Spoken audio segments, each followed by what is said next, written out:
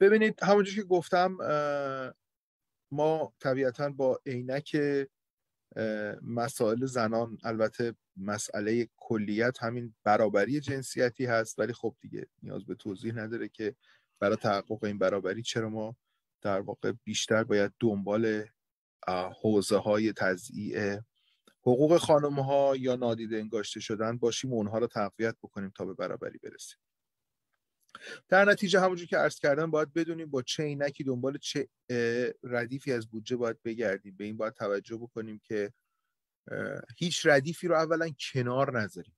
توجه میکنیم، یعنی نمونه هایی مثل نمونه‌ای که سرکار خانم مولوی فرمودن الان، یا مسائلی که خیلی روشن با زن، خانواده، خدمت شما عرض بکنم که دختران مثلا احتمالاً اشتغال خانم ها، سهمیه جنسیتی برای استخدام، انواع و اقسامی که خلاصه رو پیشونیش، بهداشت زنان، امر بارداری، امر مرخصی در اثر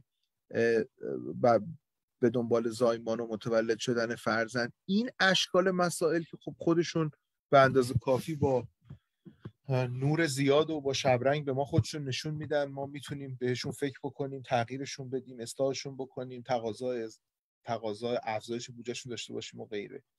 مهم اینه تو اون ردیف هایی که ساکت هستن و به ما خودشون رو با صدای بلند نشون نمیدن که مربوط هستن، ما با دقت نگاه کنیم، کنار نذارید. حتی طرح‌های کوچیک عمرانی رو که فکر میکنید که یه طرح کوچیک عمرانی زیباسازی و فضای سبز داخلش که بشید ممکنه واقعا بدون اغراق میگم 10 فرم بشه این رو از لحاظ جنسیتی برابرتر کرد یا به نفع زنان تغییرش داد.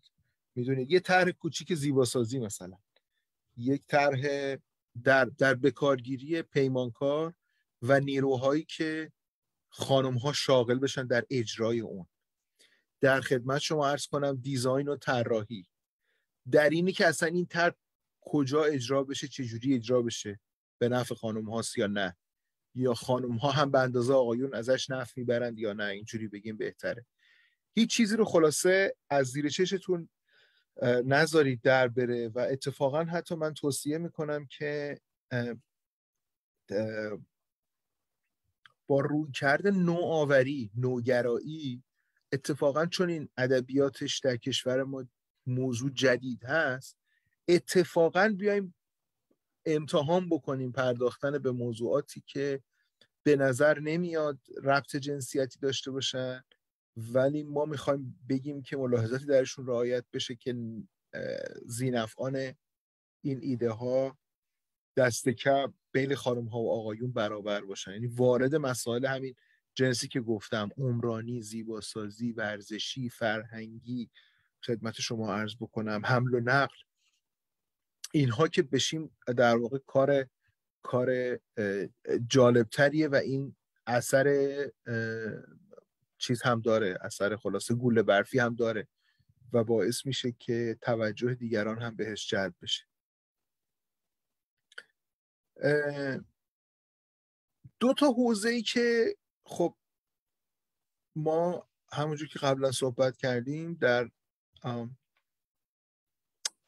کمپین یا برنامه‌هایی که برای تغییرات سیاستی داریم، بالاخره یک چشممون همیشه به سمت این هستش که ما میتونیم حمایت اجتماعی پشت سر خودمون بسیج بکنیم یا نه. حمایت اجتماعی هم همیشه منظورم حمایت توده‌وار، مثلا کارزار چند صد هزار نفری مدل مثلا اعتراض به طرح صیانت اینترنت نیست. همه موضوعات اینجوری نیست، ویژگی و خصلتش که خیلی براش بشه کمپین های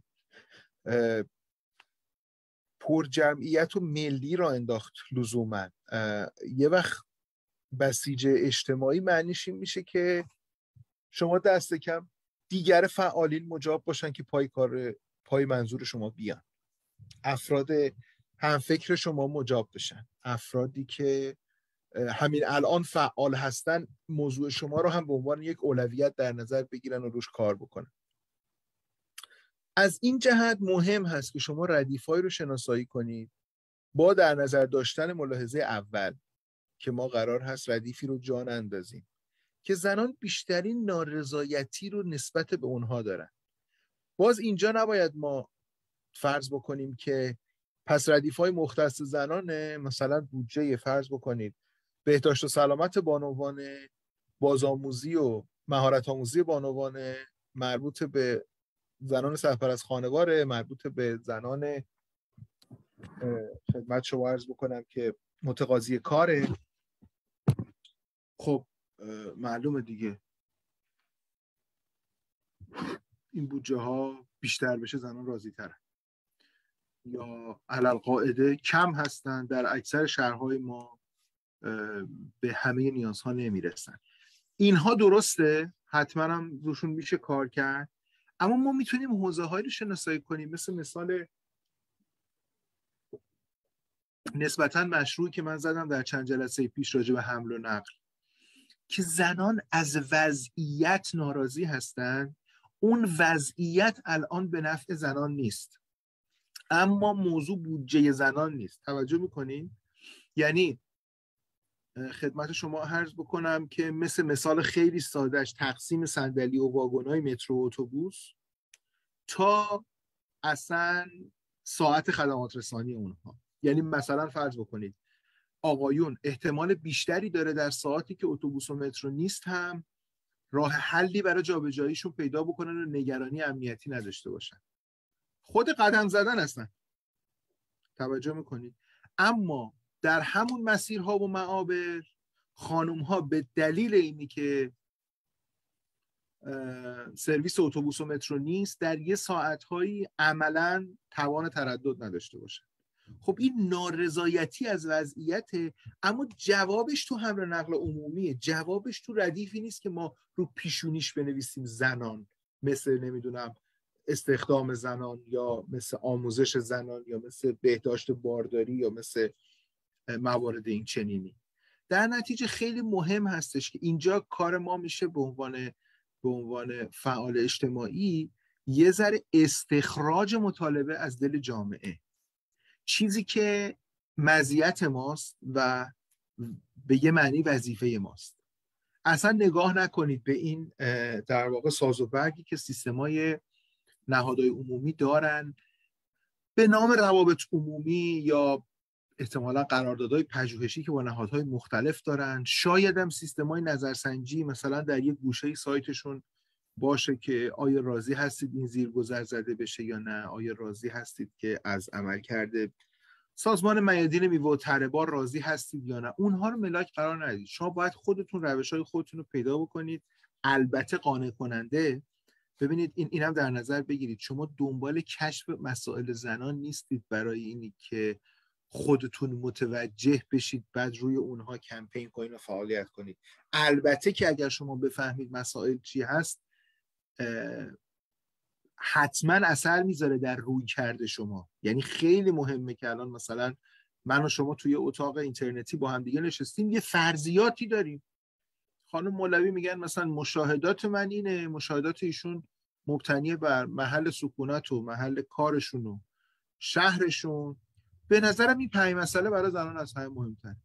ممکنه خانم بیان از یه استان دیگه، یک فضای دیگه 5 تا مسئله بشمرن، یک دونه اشتراکی بین این 2-5 مسئله نباشه.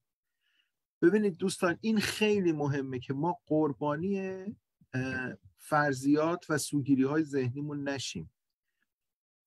در ذات سیستم ذهنی بشر این هست که ما دنبال تایید فرضیاتمون در دنیای بیرون میگردیم. یک مثالایی در دوره‌های روانشناسی و اینا میزنن که مثلا شما خدمت شما عرض بکنم که از روزی که ماشینتون رو عوض میکنید، مثلا یه تیبای آبی میخرید، از اون روز متوجه میشید چقدر مردم تیبای آبی دارن تو خیابون.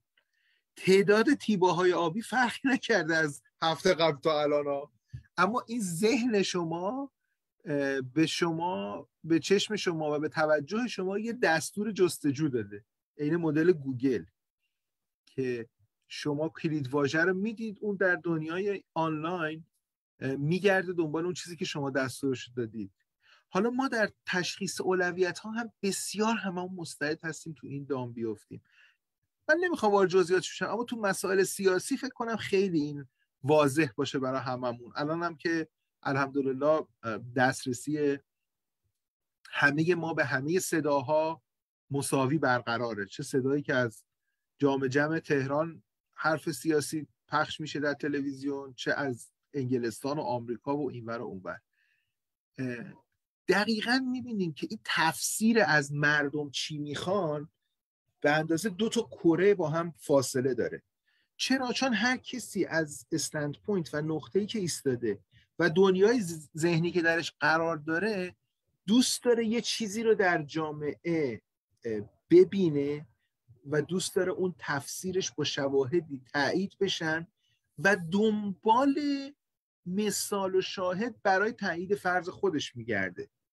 ممکنه در بین شما عزیزان یا فعالان مدنی دیگری شخصی ازتون بپرسن در استاتوس ها و موقعیت های اقتصادی متفاوتی باشید، یکی از بین شما بگه که اشتغال و استخدام زنان حتما، ولی ممکنه هم یکی از بین شما اونجوری عاجل نباشه براش مسئله معیشتی، بگه که خدمت شما عرض بکنم که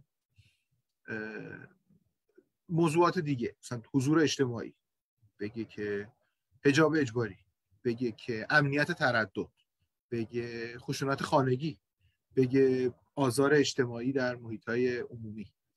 توجه میکنید؟ و این اولویت ها بالا پایین بشه. در نتیجه اینو من روش مکس کردم به این دلیل که اصلا از پشت میز تحریر خونمون فکر نکنیم که میدونیم اولویت ها رو.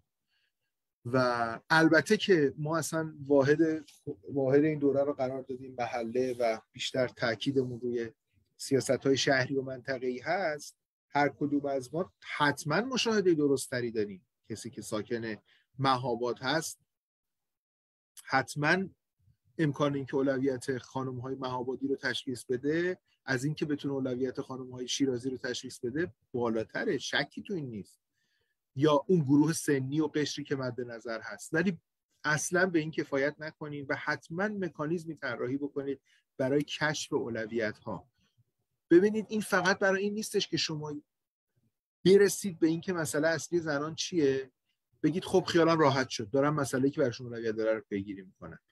این برای اینه که شما کارتون که جلو رفت، اگر یه جایی بعداً کارزاری خواستید را بندازید، اگر احساس کردید باید سر و صدا بشه این شورا شهرداری تحت تاثیر قرار بدیم، چه خوبه که خانم‌های شهرمون در اینستاگرامشون این پوستر ما، این شعار ما، این دعوت ما رو همه شیر بکنن، چه خوبه که در کانال‌های خانوادگی و محلی فوروارد بشه پیام ما و مسیج ما. اون موقع شما میوه این تحقیق الانتون رو از درخت میچینید، چون موضوع رو مبتنی بر اولویت اکثریت بیشتری انتخاب کردید. اون موقع میوهش رو خواهید چید. اون موقع خواهید دید که شانستون برای عمومی کردن موضوع، بسیج اجتماعی، امضا گرفتن در کارزار، میخواید بگید که شروع کنیم به ایمیل زدن به فلان عضو شورا، شروع کنیم به نامه نوشتن، شروع کنیم به تومارای محلی، اهالی کوچه الف، اهالی کوچه ب، جمعی از کسبه میدان فلان. اون موقع میبینید که چون درست انتخاب کردید اصلا کار خاصی هم لازم نیست بکنید. این جامعه خودش دنبال اون مفهوم هست، خودش اون چیزی که شما دنبالش هستید در اولویت‌هاش هست و دنبال شما میاد. و به این مناسبت خیلی خوبه که ما هم نارضایتی ها رو احسا کنیم، هم جاهایی که تبعیض بین زن و مرد در تخصیص بودجه ها و سیاست گذاری های شهری فاحش و زیاده. ببینید تمام تبعیضا که مالی نیست، اما ممکنه یک احساس تبعیضی که اصلا ایجاد اون تبعیض با پول نبوده و با پول هم قابل حل نیست، در ذهن اکثریتی از خانم‌ها سنگین‌تر و مهمتر باشه از مواردی که با پول قابل حله. توجه میکنید؟ شما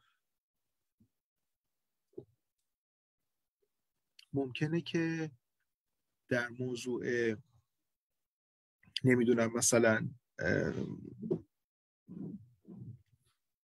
تخصیص واگن مترو یا صندلی های مترو شما به این توجه بکنه اون سیاستگزار به اینو بگه که آقا خب ما اصلا چیز گذاشتیم، ما شمردیم افرادی که میان، دقیقاً نسبت کاربران این خط مترو همون نسبتی که ما واگن‌ها رو تقسیم کردیم زن و مردش، دقیقاً نسبت کاربران این خط اتوبوس فرض بکنیم، من بعید میدونم تو سیاستگذاریشون انقدر دقیق باشن، دقیقاً اگر من اومدم 1/4 صندلی دادم خانم ها، دقیقاً این خط اتوبوس به همون نسبت تقسیم میشه، از هر 20 تا 15 تا مرد سوار میشن، 5 تا خانم. اما ممکنه که این حرف باشه در عین این از اینی که 1/4 انتهایی اتوبوس ها مثلا با یه وضعیت و شکل متفاوتی به خانم ها داده شده، این خدمت شما عرض بکنم که احساس تبعیض و نارضایتی بالایی به وجود بیاره. در نتیجه من دارم میخواد که اینو به شما توجه بدم، علاوه بر موضوعاتی که زنان از وضعیتشون ناراضی هستن، مسائل تبعیض‌آمیزی که در جای جای آیین‌نامه‌ها، سیاست‌گذاری‌های خرد، نظامنامه‌های داخل شهرداری ممکنه ما بهش بر بخوریم و این نارضایتی خانم‌ها رو به دنبال داشته باشه رو سعی بکنیم بر ماینه بودجه و فهمی که از بودجه داریم لحاظ بکنیم. و البته باز یه طریقه اون هم دوباره مراجعه به آراء خود افراد هست و طریقه هایی که ما برای کسب نظرشون جمع میکنیم که فکر میکنم الان حتما از 10 سال پیش خیلی ساده تره. اگر شاید یه موقعی شما لازم بوده که آمارگر یا فرد داوطلب بسیج بکنید، بگید که در خونه ها رو بزنن یا جلو خانم ها رو بگیرن 5 دقیقه در خیابون رو بگن که به این 5 سوال جواب بدید، الان علاوه بر این که اون راه ها هست، بالاخره روش های متنوعی مثل یک بات تلگرامی شما ممکنه در گروه ها خلق بکنید، یه نظرسنجی تلگرامی در گروه ها دست به دست بشه و به شما یه نمونه آماری خیلی خوبی بده از موارد تبعیض و نارضایتی خانم ها. ممکنه که خدمت شما عرض کنم نظرخواهیتون رو به صورت ایمیل ارسال بکنید و طرق دیگه.